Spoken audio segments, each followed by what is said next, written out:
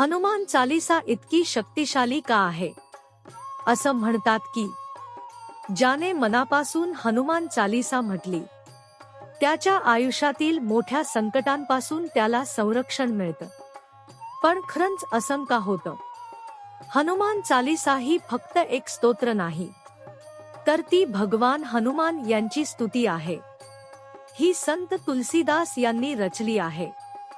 या चालीसामध्ये 40 चौपाया आहेत, ज्यात हनुमानजींची शक्ती, बुद्धी आणि भक्तीचं वर्णन केलं आहे.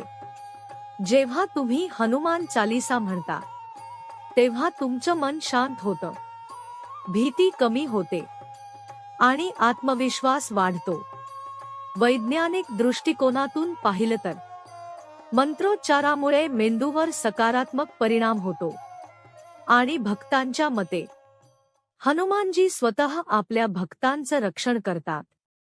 म्हणूनच हनुमान चालीसा ही फक्त शब्द नाहीत, ती एक शक्ती आहे. जय हनुमान.